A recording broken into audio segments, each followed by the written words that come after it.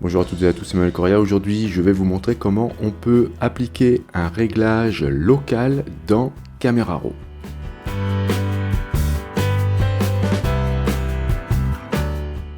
Bien, alors je vais partir avec cette image, je vais faire des corrections rapides, des choses que vous savez faire, puisqu'on avait déjà vu les réglages de base, les réglages optiques, et on va poursuivre donc avec les réglages en local. Donc je vais juste faire rapidement une petite correction. Ici, je vais prendre l'outil de suppression des défauts pour aller enlever les poussières. Donc je clique sur afficher les défauts pour les voir. Je vais zoomer un petit peu. Voilà, donc je vais supprimer cette poussière, celle-ci aussi, et j'en ai une aussi ici et peut-être là. Donc voilà, donc ça aussi on l'avait vu. Donc au niveau d'afficher les détails ici, vous pourrez jouer avec le curseur pour aller chercher les poussières à nettoyer. Donc une fois que j'ai terminé ça, je vais ensuite passer rapidement dans les réglages de base ici dans optique. Je vais aller activer la correction de profil. Voilà, donc mon combo appareil photo objectif a été reconnu. Donc on peut voir avant, après. On a déjà une petite correction de réaliser. Ensuite ici, dans les réglages de base, je ne vais pas faire grand chose. Je vais juste augmenter un petit peu la température, voilà, pour avoir une image un petit peu plus chaude. Je ne vais pas trop faire de correction des tons blancs. Vous voyez ici, si j'affiche l'écrêtage, on s'aperçoit que forcément le soleil ici est totalement écrêté. Et si je corrige en baissant les blancs, voilà, je vais me retrouver avec une tache comme ça, c'est pas très joli. Donc je préfère l'avoir voilà, un petit peu plus diffus de cette manière-là. Donc on peut quand même essayer de faire ici peut-être une augmentation du contraste, voilà, de cette manière-là. Peut-être légèrement augmenter la texture, à peine. Voilà, je vais mettre plus 15. Augmenter un petit peu la vibrance, légèrement. Et je vais voir si j'augmente pas un petit peu les tons foncés pour déboucher un petit peu les ombres là-bas, bien que je sais que je vais ensuite ajouter du vignettage. Donc je peux tenter quand même de le faire ici un petit peu. Voilà, vous voyez, j'éclaircis un petit peu les zones foncées ici. Et je m'aperçois que voilà, mon histogramme est bien étalé partout. J'ai des informations qui sont assez régulières. Je ne vais pas ici ajouter de réglages de type courbe, puisque ce que je souhaite vraiment vous montrer aujourd'hui, c'est plutôt les réglages en local. Donc en fait, au niveau du flux de travail, vous faites déjà vos réglages de base, vous réglez aussi bien sûr l'optique, et vous pouvez, si vous souhaitez, faire un recadrage. Donc là, je vais aller vérifier l'horizontalité de l'image, voilà, ok. Et ensuite, je vais baisser un peu le ciel, comme ça. Et je vais me concentrer, voilà, vous voyez, je vais mettre la personne qui est dans le fond, ici sur la ligne des tiers, comme cela. Donc voilà, léger petit recadrage, je valide avec entrée. Après, je peux toujours, vous voyez ici, cette zone-là, j'aimerais la supprimer, parce qu'elle est contre le bord. Donc je vais à nouveau prendre l'outil de suppression des défauts, et je vais l'agrandir un peu, cliquer ici, voilà, et peut-être déplacer le point de correction à ce niveau-là. Donc tout ça, on l'avait déjà vu dans les vidéos précédentes. Ce que je vais vous montrer, c'est ce qui se passe ici. Donc on a trois outils qui vont nous permettre de faire des réglages en local. Vous avez le pinceau de retouche, raccourci K.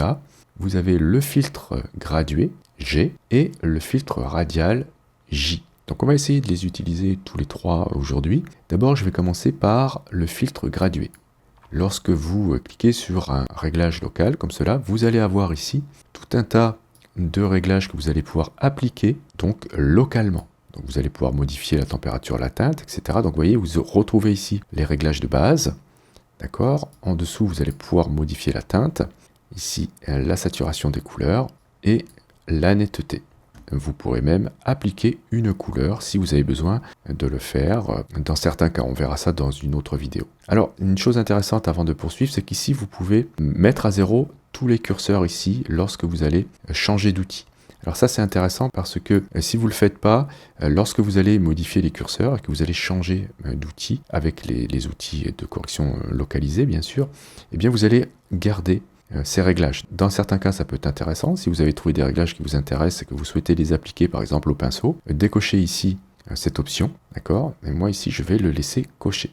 Alors, comment comprendre cet outil? Nous avons ici un rappel de l'outil qu'on utilise et vous verrez qu'on pourra aussi eh bien, dessiner directement, en plus du dégradé qu'on va faire, donc au pinceau, et on a la gomme ici, ce qui va nous permettre de supprimer des zones que l'on ne souhaiterait pas voir appliquées avec ce réglage. Ensuite, vous avez ici la possibilité de voir le masque, parce que évidemment ici on va travailler avec des masques, et la possibilité de voir ou non l'incrustation. Je vais tout de suite vous montrer ce que c'est. Donc ici, j'aimerais que le ciel soit un peu plus foncé et avec une teinte un peu orangée. Donc comme ici, j'utilise le dégradé, je vais faire un premier clic en haut, j'appuie sur majuscule pour être bien droit, et on va descendre à peu près à ce niveau-là. Ok, donc là, évidemment, je n'ai absolument appliqué aucun réglage, c'est pour ça qu'on voit aucune différence. Par contre, je vais vous montrer maintenant, lorsque je vais cliquer ici sur l'option de masque, ce qui se passe, voilà. Donc on voit en blanc mon dégradé. Donc vous voyez qu'ici, on ne le voit pas trop. Donc on peut cliquer ici sur le carré pour modifier la couleur du masque, pour mieux le distinguer. Et vous pourrez aussi jouer avec le paramètre ici, opacité, pour encore mieux le distinguer. Si vous souhaitez que ça affiche l'inverse, c'est-à-dire les zones qui ne sont pas affectées, vous pourrez cocher ici l'option, voilà, pour vous montrer l'inverse. Donc moi je préfère garder ici bien sûr un affichage des zones affectées, et là je vais valider. Alors évidemment c'est pas du bleu que je vais mettre, hein, c'est juste pour me montrer les zones qui seront affectées par mon réglage. Donc je vais décocher ici option de masque, voilà, et maintenant je vais pouvoir jouer avec mes curseurs ici. Si je souhaite que ce soit un petit peu plus jaune, eh bien je peux augmenter la température ici, voilà, donc vous voyez le ciel devient un peu plus jaune, et si je souhaite qu'il soit un petit peu plus sombre, eh bien je peux baisser l'exposition, voilà, de cette manière-là. D'accord? Donc voilà comment ça marche, ce type de réglage, c'est-à-dire que vous faites, comme c'est le cas ici, des réglages localisés et non pas sur toute l'image, comme c'est le cas avec les réglages de base. Donc après, vous pourrez faire les réglages que vous souhaitez avec tous les curseurs que vous avez en dessous ici. Donc je vais peut-être augmenter la teinte ici vers les tons un peu magenta, comme cela. Alors je ne vais pas trop exagérer quand même, comme ceci. Ensuite, ce que je peux faire, c'est en dessous, ajouter un autre dégradé. Donc j'appuie bien sur majuscule, hein, sinon vous voyez ça part dans tous les sens. Voilà, comme ça bloque le dégradé. Et là je peux ajouter un peu de couleur sombre en dessous. Donc vous voyez là ça m'a gardé les réglages de tout à l'heure. Je peux cliquer ici pour les annuler. Ça va le faire que pour ce dégradé. L'autre dégradé, vous voyez, il n'est pas actif puisque les ronds sont blancs. Mais si je passe ici, je vais voir sa zone d'influence. Et en dessous, voilà, vous voyez que celui-ci est bien actif puisqu'on voit les épingles vertes et rouges. Donc le vert, ça correspond au début de l'effet et le rouge à la fin. D'accord? Si je clique sur incrustation ici, eh bien je ne vois plus mes dégradés. Très bien, donc ici j'aimerais assombrir un peu le bas. Voilà, de cette manière-là. Et peut-être aussi, pourquoi pas, modifier la température, mais légèrement, comme ceci. Ok, donc voilà ce que je peux faire avec ces dégradés linéaires. On va voir le dégradé radial, ici. J'aimerais ajouter un petit effet de vignettage. Donc je vais tirer, hop là, un dégradé comme cela. Si j'appuie sur espace, je peux le déplacer et le repositionner, tout en maintenant le clic de la souris, bien sûr. Donc là, il est un peu centré, donc je peux lâcher le clic et augmenter un peu mon ellipse, comme ceci. Ok? Donc là, je vais dire que j'aimerais baisser l'exposition afin d'avoir un petit effet de vignettage. Vous pourrez, si vous souhaitez, inverser, vous voyez, en cliquant ici, l'effet. C'est-à-dire que là, ça le fera au centre. Hein. Si j'exagère ici la baisse de l'exposition, on voit bien que c'est au centre que ça agit, parce que j'ai décoché inversé ici. Donc je vais, hop, à nouveau l'inverser, et cette fois-ci, remonter un peu l'exposition. Voilà. Et je peux augmenter la température aussi un petit peu comme cela. Très bien. Donc voilà un petit effet de vignettage que vous pourrez faire avec l'ellipse. Et vous pourrez aussi, vous voyez, vous avez le contour progressif. Vous allez pouvoir, si je le mets à 0, voilà, avoir quelque chose de très marqué comme cela. Je vais cacher l'incrustation pour vous montrer. Ok. Bon là c'est pas très joli, donc je vais augmenter le contour progressif. Ok. Je vais peut-être aussi ajouter un peu de magenta. Voilà, comme cela. Très bien. Ensuite, ce que je ne vous ai pas montré, c'est ici, pour chaque réglage, vous avez la possibilité d'effacer ou d'ajouter si vous souhaitez, avec des pinceaux, donc l'effet. Donc je vais le faire ici, même si ça n'a pas beaucoup de sens avec le réglage radial, hein. Donc ici, je vais cliquer sur le pinceau. Et là, je vais avoir des réglages de taille, de contour progressif et de flux de mon pinceau. Donc le contour progressif, hein, c'est ce qu'on voit à partir du rond plein jusqu'au rond pointillé. D'accord? Si je le baisse ici, eh bien, vous voyez qu'il est réduit. Sinon, je peux appuyer sur la touche CTRL sur PC ou commande sur Mac pour directement dans l'image réduire ou augmenter cette zone, d'accord? Et lorsque je fais un clic droit, je peux réduire la taille du pinceau, donc c'est pas la peine d'aller dans le panneau à droite ici pour faire vos réglages. Donc concrètement, si j'applique ici le réglage, vous voyez, je vais pouvoir le faire au pinceau directement comme ça. D'accord? CTRL Z pour revenir en arrière. Vous pouvez décider de faire un masquage automatique. Dans ce cas, Camera Raw analyse la couleur sur laquelle vous êtes en train de cliquer, par exemple ici le soleil, et va essayer d'aller chercher les couleurs qui sont identiques à la zone que vous êtes en train d'échantillonner pour appliquer votre réglage. Regardez, si je le fais ici dans le sable, vous voyez que je ne peins pas trop sur la zone claire. On peut voir les options de masquage ici. Voilà, donc j'ai peint ici. Donc ce sera plus flagrant tout à l'heure lorsque je vous montrerai le pinceau ici. D'ailleurs, c'est ce que je vais faire tout de suite. J'aimerais que cet auvent ici, bleu, soit beaucoup moins marqué, mais soit surtout d'une autre couleur. Donc je vais zoomer un petit peu plus, je vais me mettre à 200%, et je vais prendre l'outil pinceau qui est là, d'accord? Et je vais faire un pinceau assez petit, afficher ici les options de masque, et je vais cocher incrustation aussi. Comme ça, je vais pouvoir échantillonner cette couleur et essayer de ne peindre que dans celle-ci. Alors, je vais peut-être pas me mettre en bleu ici parce que j'ai déjà du bleu, donc je vais choisir plutôt du blanc pour mon masque. Donc, je vais peindre ici, vous voyez, je dépasse pas trop. Si j'avais décoché masquage automatique, eh bien, regardez, ça me peint, en fait, partout où je vais peindre. Ça n'échantillonne pas la couleur et ça ne se restreint pas à celle-ci. Je reviens en arrière, je vais recocher masquage automatique et essayer de ne peindre que dans le bleu. Alors je peux augmenter le contour progressif pour essayer de faire quelque chose d'un peu plus léger. Voilà, donc je vais faire quelque chose d'assez grossier comme cela.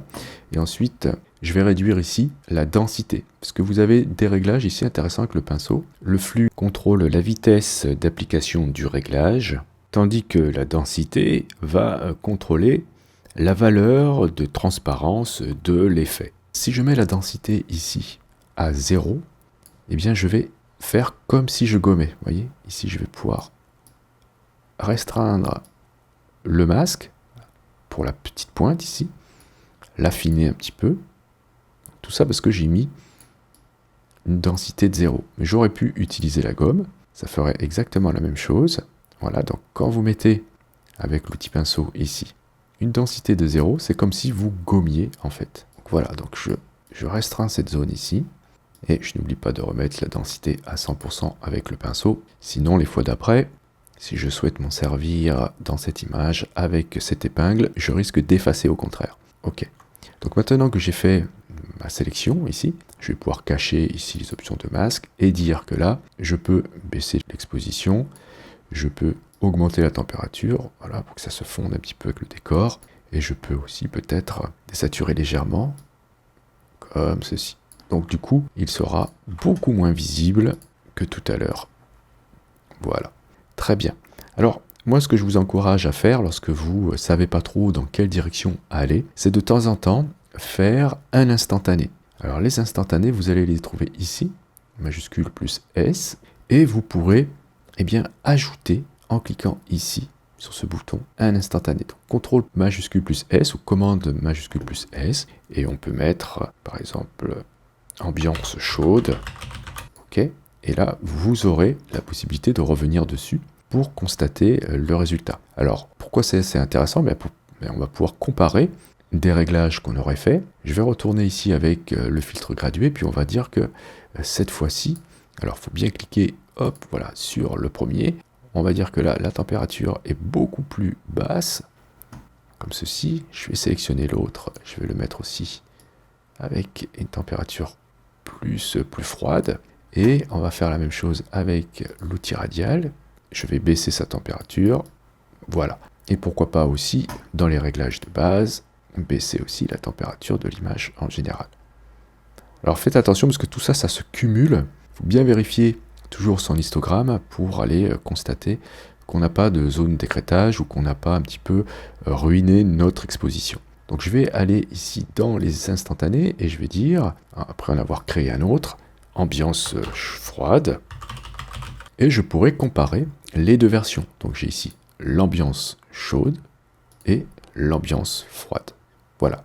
Ensuite, eh bien, soit vous décidez d'aller dans Photoshop en cliquant sur ouvrir un objet ou si vous appuyez sur majuscule sur ouvrir directement. Donc si vous ouvrez directement, vous n'aurez pas d'objet dynamique.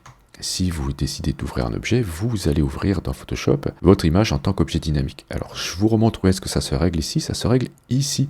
Vous cliquez à ce niveau-là, en bas là, et vous allez pouvoir décider de l'espace colorimétrique de l'image que vous allez ouvrir dans Photoshop et de sa profondeur, soit c'est du 8, soit c'est du 16 bits, et bien sûr décider ici de l'espace colorimétrique, et vous pourrez décider ou non d'ouvrir un objet dynamique ou pas, en cochant cette option. Vous pouvez aussi décider d'enregistrer directement cette image dans un format JPEG, par exemple, en cliquant ici. Là, vous pourrez décider de l'emplacement de son enregistrement, changer son nom, modifier le type de format, soit c'est du JPEG, soit c'est du DNG, donc c'est du digital négatif de chez Adobe, soit c'est du type Photoshop, etc. Ensuite, vous pourrez choisir l'espace colorimétrique, encore une fois, et sa profondeur, ainsi que son redimensionnement si vous souhaitez partager cette image et la montrer à quelqu'un en la diffusant sur Internet. D'accord ? Si vous souhaitez ne rien faire, mais garder quand même les réglages que vous avez faits, vous cliquez sur Terminer. Et dans ce cas, un fichier XMP sera créé avec vos réglages que vous venez de réaliser. Donc c'est ce que je vais faire ici. Je me retrouve ici dans Bridge avec mon image qui a bien été traitée. Je vous remercie d'avoir suivi cette vidéo. Si vous avez des questions, comme d'habitude, n'hésitez pas à le faire dans les commentaires. Si vous souhaitez soutenir cette chaîne, vous pouvez cliquer sur j'aime. Vous pouvez aussi partager cette vidéo. Alors, tout cela, c'est hyper important pour le référencement de la chaîne. Si vous souhaitez aller plus loin dans le soutien, vous pouvez cliquer sur le lien Utip présent dans la description de cette vidéo. Et pour ceux qui le souhaitent, si vous n'êtes pas encore abonné, vous pouvez cliquer sur abonnez-vous. N'oubliez pas la petite clochette pour être averti des prochains cours ou des prochains tutos. Et justement, on se dit à la prochaine pour un autre cours ou pour un autre tuto.